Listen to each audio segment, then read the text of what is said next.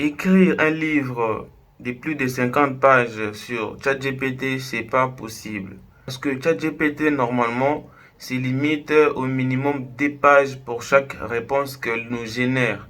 C'est pas possible de pouvoir, en une seule commande, avoir plus de 50 pages pour votre contenu. Du coup, dans cette vidéo, je vais te montrer une technique que moi j'utilise, une technique que moi j'ai mis en place pour pouvoir écrire des longs contenus avec ChatGPT. Bien sûr, tu vas l'utiliser pour ton mémoire, pour un livre que tu veux écrire, donc pour plusieurs types de contenus très longs que vous voulez pouvoir rédiger. Sans plus tarder, nous allons entrer dans le vif du sujet. Du coup, dans mon écran ici, j'ai d'abord commencé à rassembler quelques informations. Parmi ces informations, nous avons premièrement les types de sujets, les types de contenus que nous voulons rédiger. Dans notre cas ici, bien évidemment, je sais qu'il y en a plusieurs. Lorsqu'on voit par exemple des livres, des longs articles, on a par exemple des romans, on a par exemple des travaux de fin de cycle, thèses de doctorat, il y en a plusieurs. Donc ici, par exemple, nous voyons les types de contenus. Donc, nous allons premièrement déterminer les types de contenus que nous voulons créer. La deuxième des choses, donc dans notre cas ici, nous choisissons le mémoire. Pour un exemple, donc, notre mémoire, c'est quoi les titres? Donc vous allez devoir déjà déterminer le titre de votre mémoire. Ici, le titre de mon travail, le titre de mon mémoire, c'est le secteur agricole comme moteur du développement socio-économique en RDC. Bien évidemment, si vous n'avez pas de sujet, je pense, vous allez même demander à ChatGPT, vous demandez même, on essaie directement, vous demandez juste, propose-moi 10 sujets de mémoire, propose-moi 10 sujets de mémoire, il va lui-même me corriger, 10 sujets de mémoire en rapport, ça c'est un prompt qui est très basique, en rapport avec votre sujet, votre thème en fait. Moi je prends par exemple l'agriculture en RDC. Ça, c'est un prompt très basique, mais déjà, juste vous montrer en fait que vous pouvez bien évidemment trouver votre sujet grâce à ChatGPT. Du coup, déjà ici, nous voyons les sujets que ChatGPT nous a proposés. Donc, on voit déjà l'analyse de l'impact des changements climatiques. Donc, je pense qu'on clôt déjà ces sujets parce que là, déjà, on se rend compte on peut déjà trouver notre sujet grâce à ChatGPT. Mais ici, normalement, nous partons dans un sens où nous avons déjà notre sujet. Donc, vu qu'on parle des mémoires, les mémoires, c'est un travail que normalement, le sujet est donné peut-être dans votre institution là-bas déjà, dans votre université. On vous donne déjà votre sujet. Et du coup, la prochaine étape, on voit maintenant les chapitres parce que forcément, lorsqu'on voit un travail scientifique, dans notre cas ici, même lorsqu'il s'agit de votre livre, il faut que celui-ci soit bien structuré. Dans notre cas de mémoire ici, on prend un exemple juste qu'on a déjà on a déjà nos chapitres qui sont déjà déterminés parce que ici, je me mets dans la peau d'un étudiant qui est dans la phase de rédaction de son mémoire. Et forcément, on a déjà notre sujet. On a déjà notre sujet et on a déjà les titres de nos chapitres en fait. Aussi, si vous n'avez pas, en fait, si vous ne savez pas, vous n'avez pas encore des sujets et vous partez des zéros, bien évidemment, vous pouvez aussi demander seulement à ChatGPT. Comme ici, par exemple, je peux peut-être sélectionner seulement ça. Je sélectionne, je sélectionne ces sujets ici. Je les mets là. J'écris par exemple sujet de mémoire. Ça, c'est des prompts un peu basiques. C'est juste pour vous montrer on peut faire ça. Sujet des mémoires. Et là, je pense que à la fin, je peux juste me dire propose-moi un plan de 3 chapitres. Et déjà, il nous dit le chapitre 1, c'est l'introduction. Il donne déjà les détails. Ici, on voit le chapitre D, revue de littérature. Il donne déjà, il n'a pas seulement donné les titres, mais il a aussi donné les détails. Et je pense que le chapitre 3, il parle de l'analyse. Donc, forcément, dans un travail de mémoire, on doit toujours trouver une partie analyse. Donc, je pense que là, pour les cas des chapitres ici, On s'est déjà mis d'accord, non? On peut trouver ça sur ChatGPT. Dans mon cas ici, j'ai déjà mes 3 chapitres. Donc, dans mes chapitres ici, vous voyez déjà, il y a les premiers chapitres, il y a les deuxièmes chapitres et il y a les troisièmes. Donc, on a déjà les titres. J'ai pas dit qu'on a des chapitres. On a déjà les titres de nos chapitres. Maintenant, ici, les problèmes, maintenant, tu vois, ici, là où peut-être ChatGPT s'est limité, c'est en ce qui concerne les plans détaillés. Donc, du coup, on a déjà les 3 chapitres. Les plans même qu'il nous a donnés ici ne respectent pas vraiment les bonnes pratiques de la manière dont nous allons utiliser, nous allons devoir écrire des longs contenus. Donc, on va devoir bien structurer notre plan, que les plans soient bien détaillés. Et c'est avec les plans que nous allons pouvoir écrire des longs contenus. Donc, j'espère que si tu ne comprends pas jusque-là, reste un peu, tu vas bientôt comprendre. Donc, on va maintenant un peu entrer dans les détails de notre vidéo aujourd'hui. On va prendre nos chapitres. On prend d'abord nos chapitres et puis on va demander à ChatGPT qu'il puisse nous donner un plan détaillé. Du coup, on prend ici en bas, vous voyez, j'ai déjà préparé un prompt ultra basique aussi que j'utilise. On écrit, fais-moi un plan détaillé des premiers, deuxième et troisième chapitres. Un 2 3 en créant des sous-points, vous voyez, en créant des sous-points et des sous-sous-points. Pourquoi? Parce que ça doit être bien détaillé. Quand on doit écrire un contenu de plus de 50 pages, la différence est dans le plan. Vous allez comprendre. Et puis ici, je dis que ça soit vraiment profond. La profondeur, vous allez comprendre après. Et après, maintenant, nous allons devoir lui renseigner les sujets et lui renseigner les chapitres que nous avons choisis. Je pense qu'on peut déjà entrer dans les vifs du sujet. J'ouvre une nouvelle conversation, une nouvelle fenêtre, et puis on vient copier-coller notre prompt ici. On copie-colle, on met ça là. Maintenant, on va remplacer là où j'ai mis des crochets. Bien évidemment, je pense, bien évidemment, lorsqu'on voit sujet des mémoires ici, là où on met les sujets, on remplace par les sujets que nous avons choisis. Je récupère les sujets. Je pense que je vais vous laisser aussi ces prompts dans la description pour que vous puissiez bénéficier de l'expérience que je suis en train de vivre aussi. Du coup, on remplace notre sujet. Ça reste maintenant les plans, les chapitres que nous avons choisis. On vient copier-coller ça aussi ici. Les chapitres que nous avons choisis. On vient mettre ça, on remplace ça ici seulement et puis on met ça. Donc je pense qu'avec ça déjà c'est bien, on peut valider. Déjà il se met à écrire. Vous voyez, c'est exactement comme ça que vous allez devoir écrire votre travail.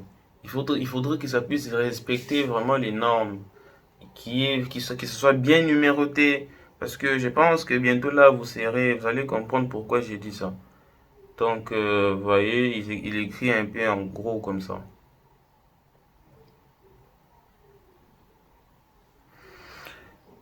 Voilà, il a tout écrit. Je pense, la seule chose que nous allons faire ici, c'est copier-coller ça. On va mettre ça même en bas.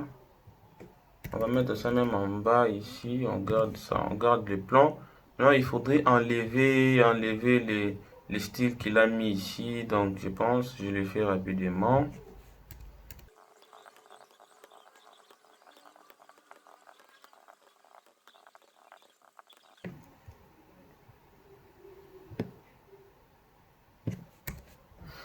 Voilà, j'ai un peu réussi à arranger notre plan. Du coup, je pense que toute la technique repose juste sur la manière dont vous comprenez votre plan. Lorsqu'on voit peut-être les premiers chapitres, ça on peut dire c'est les points 1.1, il y a les points 1.2, il y a les points 1.3, il y a les points 1.4. Donc, dans le cas de notre premier chapitre ici, ce que nous allons d'abord comprendre est que ChatGPT, pour chaque demande, ChatGPT écrit environ une page ou des pages comme ça. Environ une page et demie ou 2 pages pour chaque demande. Du coup, Si par exemple notre livre doit avoir 50 pages, on doit normalement envoyer, je pense, environ 30 demandes pour pouvoir avoir 50 pages. Du coup, ici, normalement, avec seulement ces plans, on peut écrire 200 pages, on peut écrire 50 pages, on peut écrire plusieurs pages. Tout dépendra juste de la manière dont vous envoyez des requêtes à ChatGPT. Du coup, comme par exemple, si on lui demandait de nous écrire les chapitres 1, il va écrire tout ça. Il va écrire toute cette partie en une seule commande, en une seule réponse. Ce qui veut dire qu'il va essayer de résumer chaque partie pour en faire seulement 2 pages. Vous voyez maintenant la différence. Maintenant, si on lui demandait de pouvoir écrire par exemple cette partie seulement, cette partie seulement, il va normalement aussi l'écrire en une page et demie. Donc, la technique ici, c'est maintenant de pouvoir structurer, de pouvoir couper notre plan en plusieurs commandes. Comme ça, lorsqu'on va envoyer ces commandes, il va pouvoir nous écrire les livres en entier. Du coup, la chose la plus importante aussi à mettre en tête est que ChatGPT doit normalement avoir en tête, avoir dans sa mémoire toute la structure de votre travail. Pour que normalement, lorsqu'il écrit le chapitre 1, après il va écrire le chapitre 2, que le chapitre 2 soit en lien, soit en relation avec le chapitre 1. Donc à chaque fois, il doit toujours se souvenir de notre sujet. Lorsqu'on dit par exemple que notre sujet c'est secteur agricole comme moteur de développement. Lorsqu'on touche les chapitres D, par exemple, on dit contribution, comme ça, comme ça. Quand on parle de l'impact sur l'emploi, il doit parler de ces points en rapport avec les sujets. C'est ça, en fait, les problèmes. Du coup, retenez très bien la technique que je vous donne. On a déjà notre plan. Ici, on a notre plan. Et la dernière commande que vous allez utiliser, c'est ça. Je te donne le plan de mon mémoire que tu vas écrire. Tu fais comme si c'est toi le propriétaire du travail. Tu l'écris comme il faut. Tu mets des points. Dans le dépôt, là, maintenant, tu vas renseigner les informations de ton travail. Comme dans mon cas ici, si c'était un livre, on allait dire peut-être le titre du livre et puis on met les plans. Dans notre cas ici, on parle de mémoire. On dit sujet de mémoire. Ici, bien évidemment, nous allons renseigner notre sujet. On peut déjà le faire. On reprend déjà notre sujet. Ça, c'est les prompts, les prompts de base que nous utilisons ici. On remplace notre sujet. Les plans ici, maintenant, on va prendre les plans qu'on a générés ici. On peut nécessairement ramener ça. Donc, les plans ici, c'est ça. On a déjà le travail et les plans. Quand on va donner ça à ChatGPT, il va normalement retenir. Donc, on envoie ça seulement pour qu'il puisse retenir. Donc, du coup, on va déjà lui donner tous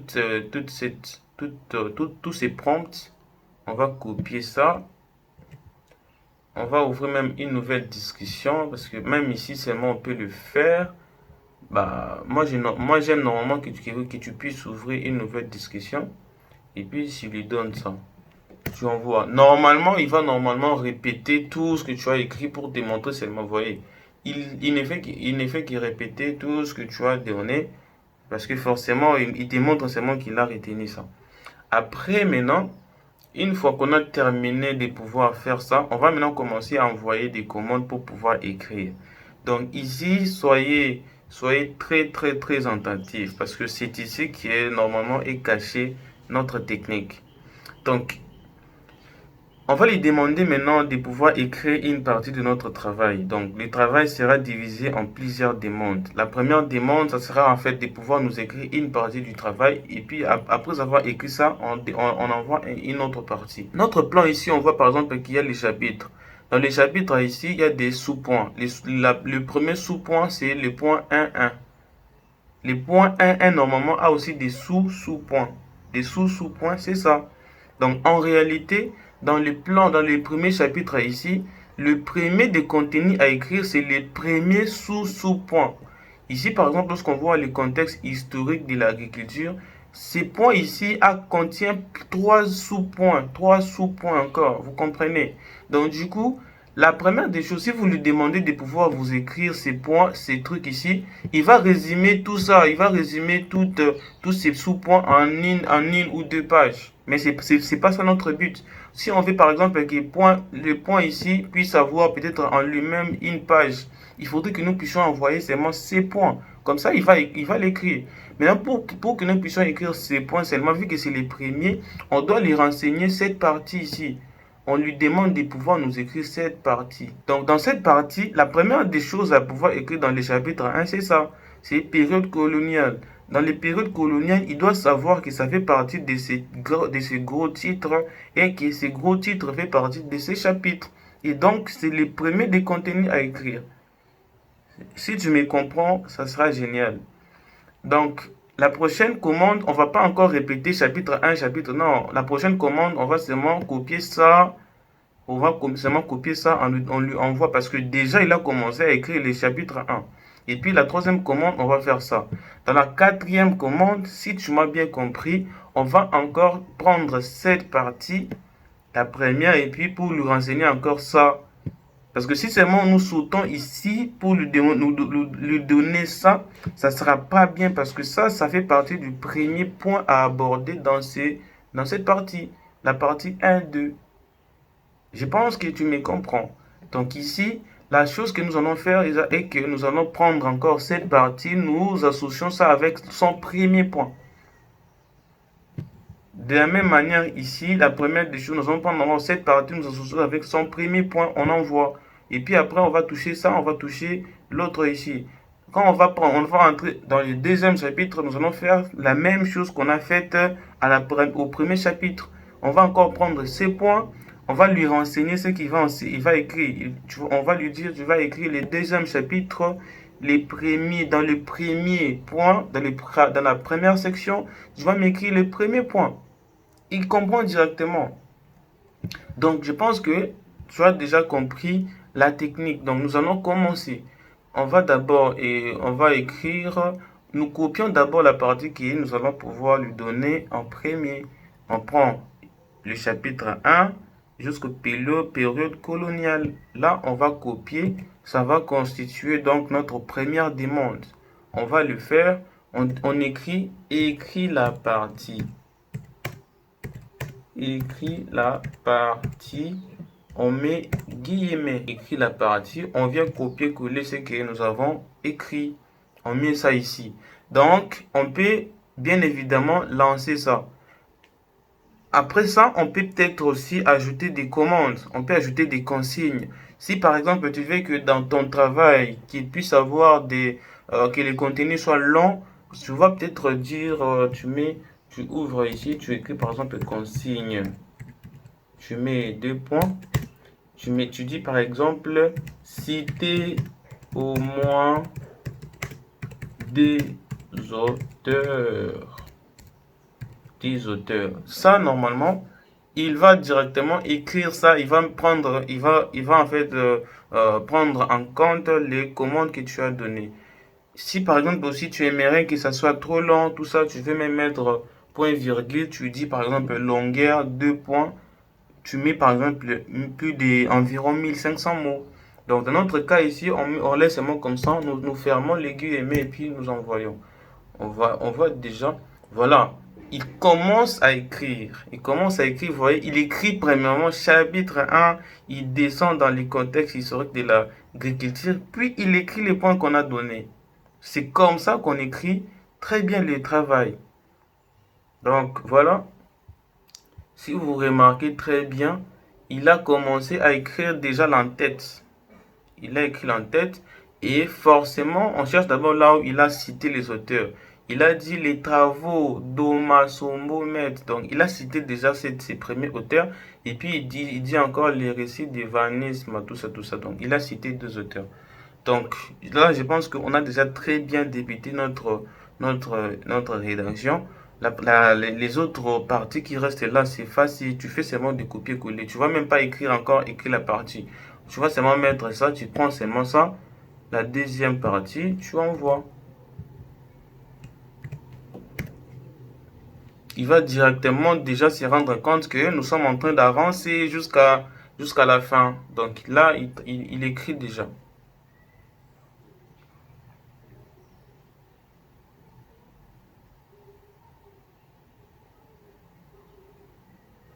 Donc voilà, ici donc il a écrit notre deuxième partie.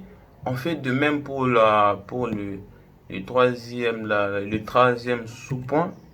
On les fait de même.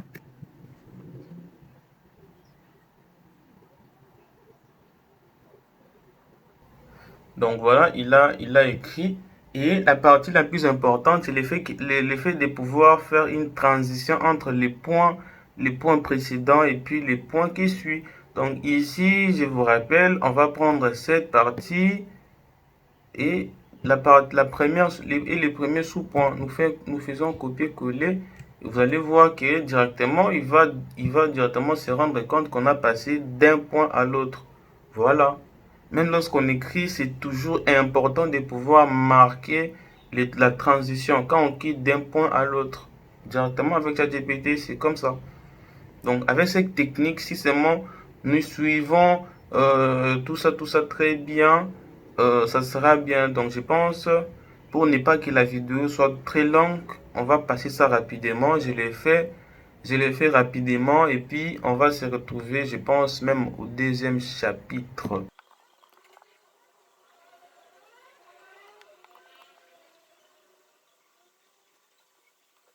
Donc voilà, je pense que on touche maintenant le deuxième chapitre. Dans le deuxième chapitre, ce que nous allons aussi faire, ça sera, nous allons prendre ça, on copie du deuxième chapitre ici jusqu'à ici. On prend ça seulement comme ça. On va rien écrire, on va juste envoyer ça comme ça.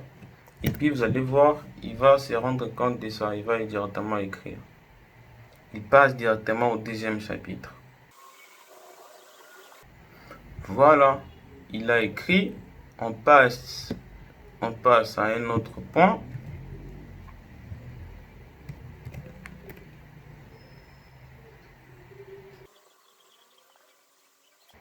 Donc voilà, ici j'espère que si nous continuons comme ça jusqu'à la fin, la vidéo sera très longue. Donc on se retrouve juste à la fin pour que je puisse te montrer les résultats finaux.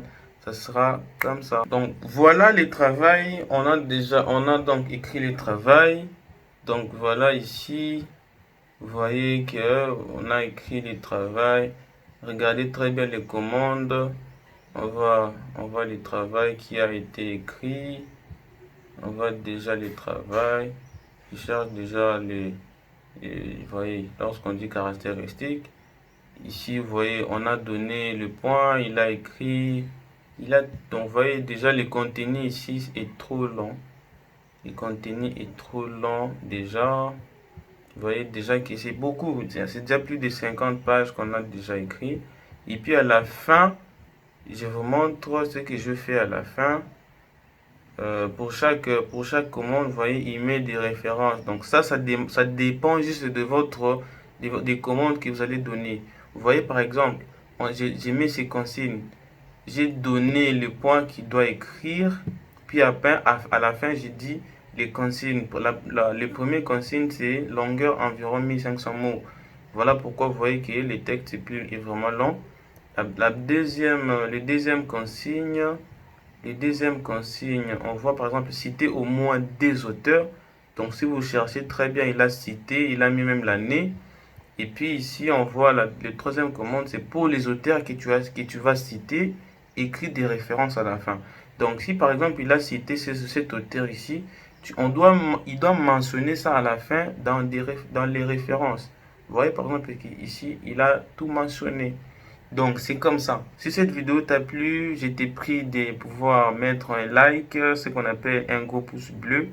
Et tu peux t'abonner parce que je crois bien que nous allons toujours partager des vidéos dans ce sens pour pouvoir aider la communauté à pouvoir bien bénéficier des outils numériques ou intelligence artificielle. Donc, ciao.